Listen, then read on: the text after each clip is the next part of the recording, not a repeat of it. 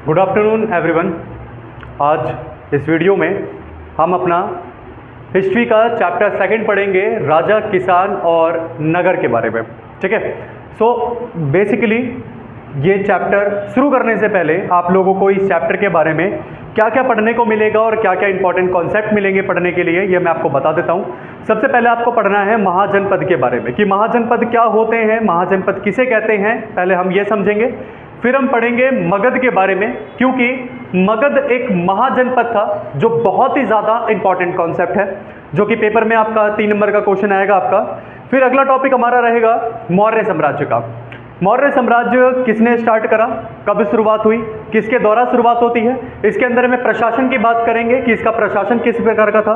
ठीक है। तो ओवरऑल इस चैप्टर के अंदर में हम बहुत कुछ पढ़ने वाले हैं और काफ़ी मेन टॉपिक्स को कवर करेंगे, जिसमें से आपके स्कूल में, आपके पेपर में, आपके सीबीएसई पैटर्न में आपका पेपर आएगा।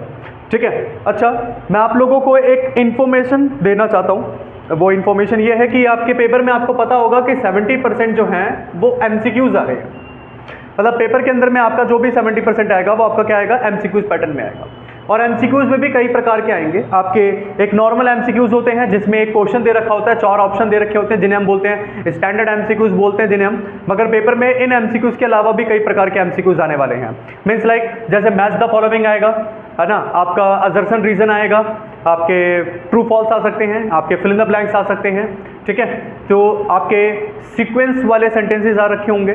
ठीक है। सीक्वेंस वाले में क्या होता है, आपको 4 ऑप्शन दे रखे होते हैं, उन चारों में आपको जो 4 ऑप्शन दे रखे हैं या 4 शब्द दे रखे हैं उनको आपको सीक्वेंस में लगाना होता है। ठीक है। तो इस तरीके से आपका एमसीक्यूज आएगा, 70% एमसीक्यूज आएगा। तो आप कोई भी अगर अपना हिस्ट्री का चैप्टर पढ़ रहे हैं, ठीक है, तो एक बार एनसीईआरटी को ओपन करने के बाद आपको एनसीईआरटी से ढंग से डिटेल में चैप्टर पढ़ लेना, ताकि आपका 70% एमसीक्यूज आपसे कवर अप हो जाए। सो स्टार्ट करते हैं चैप्टर। चैप्टर 2 है हमारा राजा, किसान और नगर। इस चैप्टर के अंदर में सबसे पहला जो टॉपिक है हमारा वो क्या है, महाजनपद, 16 महाजनपद। ठीक है। तो मैं आपको बता देता हूं कि 16 महाजनपद है।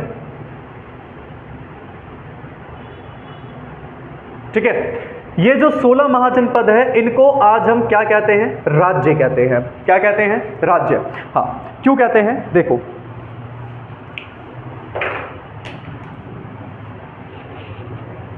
16 महाजनपद में सबसे पहला जो आपका टॉपिक है वो है 6ठी शताब्दी ईसा पूर्व। ठीक है। 6ठी शताब्दी ईसा पूर्व को एक महत्वपूर्ण परिवर्तनकारी समय माना जाता है। क्या माना जाता है, 6ठी शताब्दी ईसा पूर्व को एक महत्वपूर्ण परिवर्तनकारी समय माना जाता है। क्यों माना जाता है, ठीक है, क्योंकि इस समय नगरों का विकास हुआ था, लोहे का प्रयोग हुआ था, सिक्कों का प्रयोग किया गया था, इसमें जैन और बौद्ध धर्म के विकास हुआ था, इसमें बहुत सारे चिंतक जो थे वो काफी ज्यादा अस्तित्व में आते हैं। चिंतक जैसे जैन धर्म हो गए, बौद्ध धर्म हो गए, ठीक है, और भी बहुत सारे चिंतक थे जिन्होंने अपनी चिंता प्रकट करी है, समाज को लेके या मानव को लेके अपनी चिंता प्रकट करी है। तो 16 कह रहा हूं मैं, 6ठी शताब्दी ईसा पूर्व। तो 6ठी शताब्दी ईसा पूर्व को एक बहुत महत्वपूर्ण परिवर्तनकारी समय माना जाता है। ठीक है।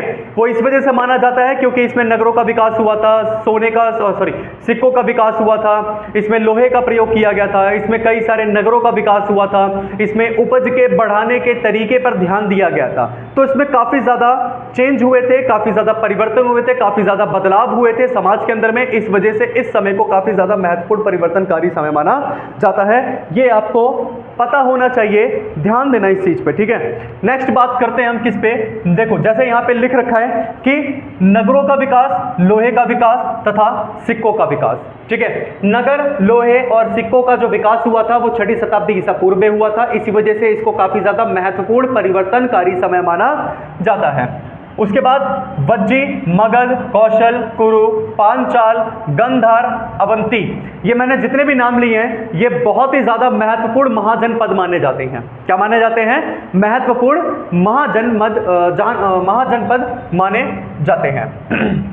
उसके बाद अधिकांश महाजनपद पर राजा का शासन होता था। किसका शासन होता था, अधिकांश महाजनपद पर राजा का शासन होता था।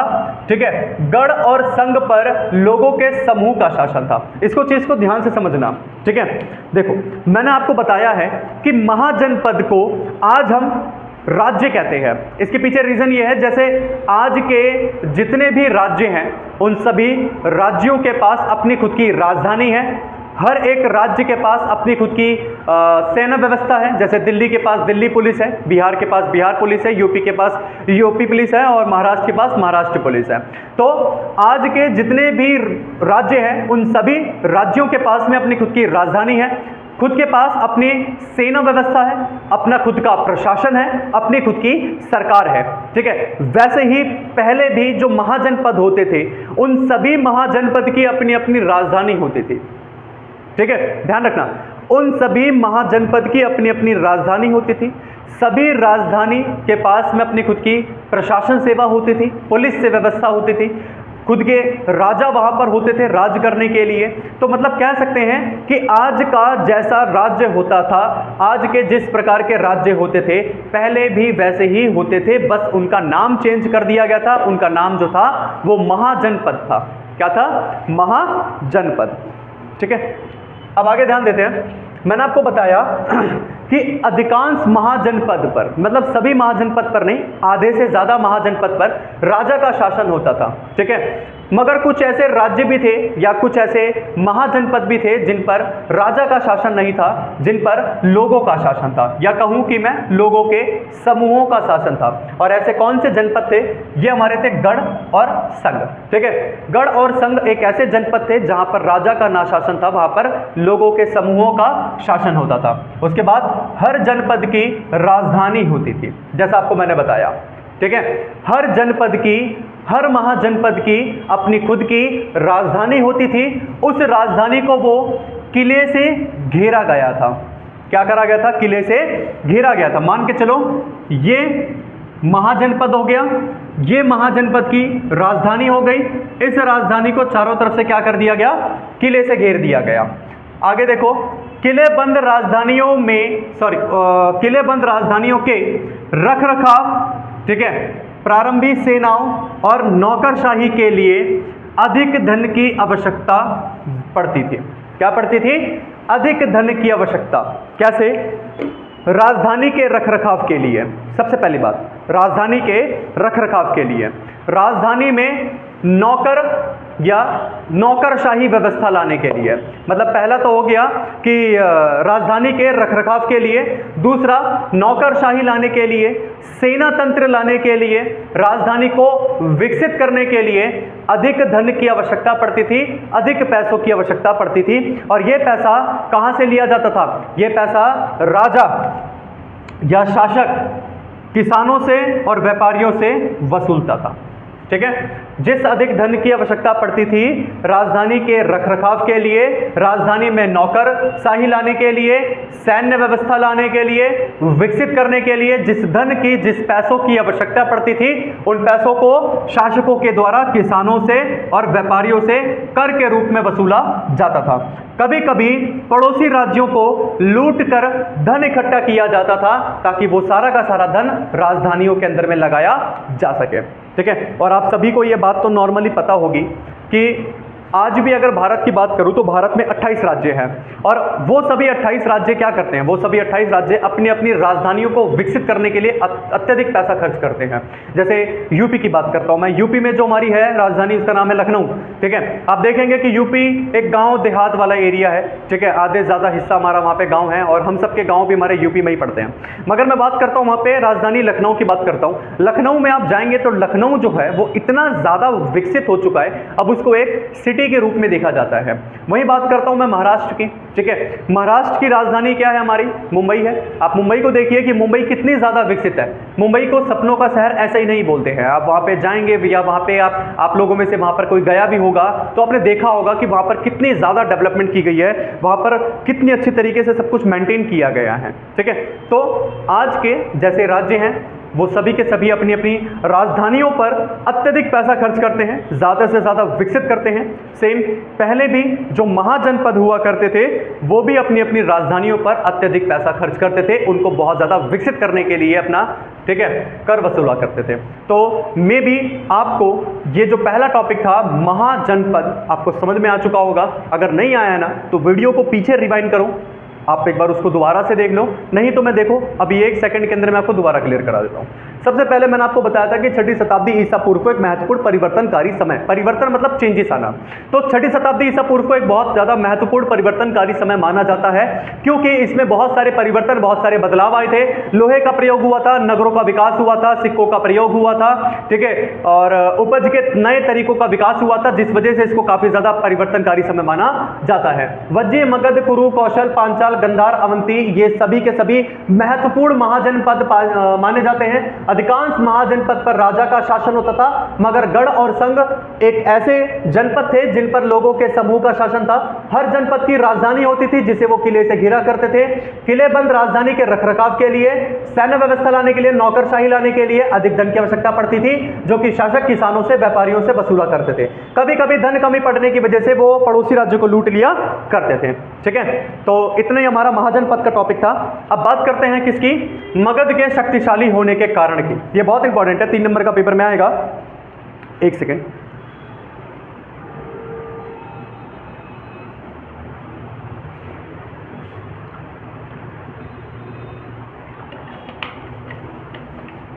चलिए बात करते हैं किसकी, मगध के शक्तिशाली होने के कारण की। अब पेपर में 3 नंबर का क्वेश्चन आएगा, क्योंकि ये एक महत्वपूर्ण महाजनपद है। ठीक है, तो बात करते हैं। चलिए, पहला पॉइंट, खेती अच्छी होती थी। देखो मैं आपको बताता हूं, बहुत डीपली कॉन्सेप्ट समझाऊंगा मैं, कि मगध के शक्तिशाली होने के पीछे जो पहला कारण था वो वहां की खेती थी, वहां का एग्रीकल्चर था। वो ऐसा क्यों था, मगध से गंगा बहती थी, और गंगा जो थी, ठीक है, अपने साथ काफी ज्यादा मट्टी, पत्थर, कंकड़, गाद ये सब लेकर आती थी, जिससे बनती थी काफी ज्यादा उपजाऊ मृदा। ठीक है, आपको पता होगा कि नदियों के द्वारा जो भी मिट्टी बहकर आती है वो काफी ज्यादा उपजाऊ मानी जाती है, और उपजाऊ होती भी है, मानी क्या जाती है, बहुत उपजाऊ होती है। ठीक है, तो मगध के अंदर गंगा बहती थी और वहां की जितनी भी जमीन थी वो काफी ज्यादा उपजाऊ होती थी, जिस वजह से वहां पर खेती जो थी वो काफी अच्छी तरीके से की जाती थी। वहां पर खेती जो थी वो बहुत अच्छी तरीके से की जाती थी और बहुत ज्यादा उत्पादन किया जाता था। मैं ये भी कह सकता हूं कि बाकी सभी महाजनपद से ज्यादा जो उत्पादन था वो मगध में किया जाता था। अगला पॉइंट देखते हैं, लोहे की खदान थी, मतलब हड़प्पा से पता कर रहा हूं, मगध की बात करना है ना, मगध। तो मगध के अंदर लोहे की खदान प्राप्त थी। लोहे की खदान से जो भी उनको लोहा प्राप्त होता था, उनसे वो लोग अपना सिक्के बनाना हो गया, या उपकरण बनाने हो गए, हथियार बनाने हो गए, इन सब के अंदर में उनको काफी ज्यादा मदद मिलती थी। ठीक है, यानी लोहे की खदान होने की वजह से उन लोगों को हथियार बनाने में, और साथ ही साथ हथियार के साथ साथ उपकरण बनाने में काफी ज्यादा मदद मिलती थी। उसके बाद बात करते हैं, जंगली क्षेत्रों में हाथी उपलब्ध थे। देखो मैं आपको बताता हूं कि मगध जो था वो पहाड़ी क्षेत्रों से घिरा हुआ था। ठीक है, हाँ, वो क्या था, पहाड़ी क्षेत्रों से ये घिरा हुआ था। बीच में हमारा मगध हो गया। ठीक है, तो मगध जो था वो पहाड़ी क्षेत्रों से घिरा हुआ था, और पहाड़ी क्षेत्रों से घिरे होने की वजह से यहाँ पर क्या थे, काफी घने जंगल थे, और जंगल की वजह से यहाँ पर क्या प्राप्त थे, हाथी प्राप्त थे। क्या प्राप्त थे, ठीक है, क्या प्राप्त थे, हमारे हाथी प्राप्त थे। ठीक है, और बोला यही है कि जंगली क्षेत्रों में होने की वजह से, वहां पे काफी बड़े बड़े जंगल थे, जंगली क्षेत्र में होने की वजह से वहां पे हाथी प्राप्त थे। और आपको सबको पता है कि हाथी जो है वो सेना का एक महत्वपूर्ण अंग माना जाता है। ठीक है, तो हाथियों की वजह से उनकी सेना जो थी वो काफी ज्यादा बलवान बन चुकी थी, उनके सामने कोई टिक नहीं पाता था। ठीक है, मगध के सामने। उसके बाद बात करते हैं गंगा और उसकी जो उपनदियां थी, गंगा और उसकी उपनदियों के द्वारा वहां पर आवागमन किया जाता था। मतलब वहां पर आने और जाने का जो सिस्टम था वो गंगा के द्वारा किया जाता था। मतलब गंगा के द्वारा ही वो लोग आते थे और गंगा के द्वारा ही वो लोग जाते थे, यानी आना और जाना, आवागमन। और ये काफी उनको सस्ता पड़ता था। ठीक है, काफी सस्ता और काफी ज्यादा सुलभ पड़ता था। ठीक है, उसके बाद मगध की महानता का कारण शासकों की नीतियों को बताया गया है। भाई, मगध की महानता का कारण, कि मगध इतना महान था, मगध इतना शक्तिशाली था, इसके पीछे जो कारण बताया गया है वो शासकों की नीतियों को बताया गया है। किसको बताया गया है, शासकों की नीतियों को। और ये बातें हमें कहां से पता लगती है, ये बातें पता लगती है हमें जैन धर्म और बौद्ध धर्म के ग्रंथों से पता लगती है, या लेखकों से पता लगती है। ये रहा, ठीक है, जैन और बौद्ध में, मतलब जो उनके लेखन थे, जैन और बौद्ध के जो लेखन थे, उनसे पता लगता है ठीक है, तो ये कुछ कारण है कि मगध इतना ज्यादा शक्तिशाली था। ठीक है, ये हमारे कुछ कारण हैं कि मगध जो था वो इतना ज्यादा हमारा शक्तिशाली था। क्लियर हो गया इतना आप लोगों को? ठीक है, अब बात करते हैं मौर्य साम्राज्य के बारे में जानकारी। अच्छा, ये ध्यान देना इस टॉपिक के अंदर में हम बहुत कुछ पढ़ेंगे मौर्य साम्राज्य के बारे में कि मौर्य साम्राज्य की स्थापना किसने करी है, मौर्य साम्राज्य कब स्थापित किया गया था, मौर्य साम्राज्य के अंदर में जो प्रशासन व्यवस्था थी वो प्रशासन व्यवस्था किस प्रकार की थी।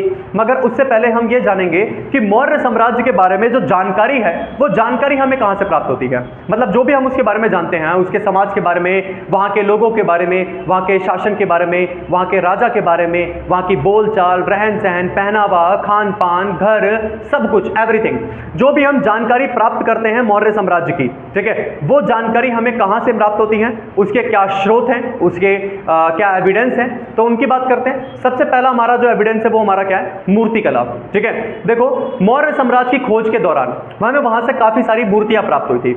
उन मूर्तियों के द्वारा हमें वहां के समाज के बारे में काफी अच्छे से पता चलता है। जैसे मूर्तियों के अंदर, मतलब जो मूर्तियां थी जिस प्रकार से उनको बनाया गया था, मूर्तियों को जिस प्रकार से बनाया गया था, उनसे हमें यह पता लगता है कि वहां पे जो कलाकृति थी वो काफी ज्यादा विकसित थी। ठीक है, मौर्य साम्राज्य के अंदर में जो भी हमें मूर्तियां प्राप्त हुई हैं, उन मूर्तियों से हमें यह संकेत मिलता है कि वहां पर जो भी कलाकृतियां की जाती थी, ठीक है, जो भी वहां पे मूर्तिकारक थे वो काफी ज्यादा हुनरबाज थे, मतलब उनके अंदर में काफी टैलेंट था, या काफी कहूं कि हुनर था। ठीक है, कि वहां की जो मूर्ति कला थी वो काफी ज्यादा आकर्षक पाई जाती थी। साथ ही साथ मूर्तियों से हमें वहां की औरतों के मेकअप कहूं या सौंदर्यता के बारे में पता लगता है। ठीक है, या औरतों के पहनावे के बारे में पता लगता है कि वहां की औरतें कैसे रहती थी या क्या पहनती थी। ठीक है, किस तरीके से वो दिखा करती थी, किस तरीके से वो लोग श्रृंगार करती थी। ठीक है, मेकअप तो नहीं कहेंगे, श्रृंगार कहेंगे। ठीक है, हाँ, तो मूर्ति कला के द्वारा, दोबारा रिपीट कर देता हूं एक बार मैं आप लोगों के लिए, कि मूर्ति कला के द्वारा मौर्य साम्राज्य के समाज के बारे में काफी हद तक जानकारी प्राप्त होती है। जैसे कि वहां की औरतों का श्रृंगार किस प्रकार का होता था, वहां की औरतों का रहन सहन या फिर वहां की औरतों का जो पहनावा था वो किस प्रकार का होता था। ठीक है, साथ ही साथ वहां की कलाकृति जो थी वो काफी ज्यादा विकसित थी, ये भी हमें मूर्ति से ही पता चलता है। सेकंड हमारा टॉपिक है, मतलब पॉइंट जो है, मैगस्थनीज के द्वारा लिखी गई इंडिका पुस्तक। अब इंडिका पुस्तक के बारे में बाद में बात करते हैं, पहले सबसे समझते हैं मैगस्थनीज के बारे में। देखो बेटा, मैगस्थनीज जो है वो एक यूनानी यात्री था। मैगस्थनीज जो था वो एक यूनानी यात्री था, ठीक है, जो कि भारत के भ्रमण पर आया था। और जब वो भारत के भ्रमण पर आया तो वो भारत के अंदर में घूमा, और भारत के अंदर घूमता है, फिरता है। ठीक है, वो पूरे के पूरे मौर्य साम्राज्य के अंदर में जाता है, और मौर्य साम्राज्य में जो भी उसने देखा, मतलब वहां के लोगों को देखा, वहां के लोगों का पहनावा देखा, रहन सहन देखा, बोलचाल देखी, संस्कृति देखी, धर्म देखा, ठीक है, खान पान का तरीका, शासक का तरीका, शासन करने का तरीका, ठीक है, जो भी वहां पर उसने चीज पाई वो उससे बहुत ही ज्यादा प्रभावित हुआ। यानी मैगस्थनीज, ठीक है, जो कि एक यूनान का यात्री था, वो जब मौर्य साम्राज्य में गया तो मौर्य साम्राज्य की हर एक चीज से वो काफी ज्यादा प्रभावित होता है। ठीक है, और उस पे उसने एक किताब लिखी, उस किताब का नाम है हमारा इंडिका पुस्तक। अगर हम सभी अगर इंडिका पुस्तक पढ़ते हैं, या इतिहासकार ने जब इंडिका पुस्तक पढ़ी, तो इतिहासकारों को इंडिका पुस्तक पढ़ के मौर्य साम्राज्य के बारे में छोटी से लेके बड़ी सारी की सारी डिटेल्ड के बारे में पता चलता है कि मौर्य साम्राज्य में राजा किस तरीके से शासन करते थे, राजा प्रजा के साथ में कैसा बिहेव या कैसा व्यवहार करते थे, समाज वहां का कैसा था, लोग वहां के कैसे थे, बोलचाल वहां की कैसी थी, खान पान, रहन सहन, ठीक है, पहनावा वहां का कैसा था। ये सारी की सारी जो बातें हैं, ये जो इंफॉर्मेशन हम जो जानते हैं या जो हम पढ़ते हैं, वो सारी की सारी बातें हमें कहां से पता लगती हैं, कहां से पता लगी हैं, इंडिका पुस्तक से पता लगी है। और वो इंडिका पुस्तक जो है वो मैगस्थनीज के द्वारा लिखी गई है, जो कि एक यूनानी यात्री था। ये लोग, आप लोग ये सब याद कर लेना, क्योंकि एक नंबर का क्वेश्चन आपको पूछेगा, फिर बाद में मत बोलना कि मैंने नहीं बताया आप लोगों को। ठीक है, आगे बात करते हैं अर्थशास्त्र पुस्तक की। ठीक है, जो अर्थशास्त्र है, अर्थशास्त्र भी, ठीक है, चाणक्य के द्वारा लिखी गई है, और इस पुस्तक के अंदर भी हमें काफी सारी जानकारी मिलती है। एज यूजुअल मौर्य साम्राज्य के बारे में पता लगता है। ठीक है, उसके बाद बात करते हैं जैन धर्म और बौद्ध धर्म के पौराणिक ग्रंथ। पौराणिक ग्रंथ का मतलब क्या होता है? पुराणिक ग्रंथ का मतलब होता है पुराने ग्रंथ, मतलब जैन के और बौद्ध के जो पुराने ग्रंथ थे, जितने भी पिछले ग्रंथ थे, उन ग्रंथों के माध्यम से हमें मौर्य साम्राज्य के बारे में काफी हद तक जानकारी प्राप्त चलती है। ठीक है, उसके बाद में अशोक के द्वारा लिखे गए स्तंभों के द्वारा, अशोक के द्वारा लिखे गए स्तंभों के द्वारा। स्तंभ का मतलब होता है पिलर। देखो अशोक एक ऐसा राजा था और पूरे मौर्य साम्राज्य में इकलौता राजा था जिसने अपनी प्रजा के अधिकार, अधिकारियों के अधिकार, ठीक है, कहाँ पर लिखवाए थे? स्तंभों पर लिखवाए थे। ठीक है, जी हाँ, स्तंभ मतलब पिलर, और उस पिलर पर जो भी प्रजा के अधिकार होंगे, जो भी अधिकारियों के अधिकार होंगे, उन सभी अधिकारों को कहाँ पर लिखवा दिया गया था? पिलर पर लिखवा दिया गया था। ठीक है, और वो पिलर आज भी एग्जिस्ट करता है, आज भी उपलब्ध है हैदराबाद में। ठीक है, हैदराबाद में आज भी ये पिलर पाया जाता है और इस पिलर पे लिखी हुई सारी की सारी बातें हमें पता लगती है। मगर मैं आपको बता दूं कि अगर आप जाओ और वहाँ पे पढ़ने की कोशिश करो तो आपको पढ़ने समझ में नहीं आएगा, आप पढ़ नहीं पाएंगे। क्यों नहीं पढ़ पाएंगे? क्योंकि अशोक के जो अभिलेख हैं वो किस में लिखे गए हैं? वो ब्रह्मी में लिखे गए हैं। किस में लिखे गए हैं? ब्रह्मी में। तो समझ में आ रहा है या नहीं आ रहा है? ठीक है, गुड, जोक सपाट। ठीक है, सो चैप्टर समझ में आया आप लोगों को? मतलब अभी तो ये चैप्टर मैंने आधा समझाया है, इसकी पार्ट 2 की जो वीडियो है वो मैं जल्दी ही यूट्यूब पे अपलोड कर दूंगा, पार्ट 2 इसका।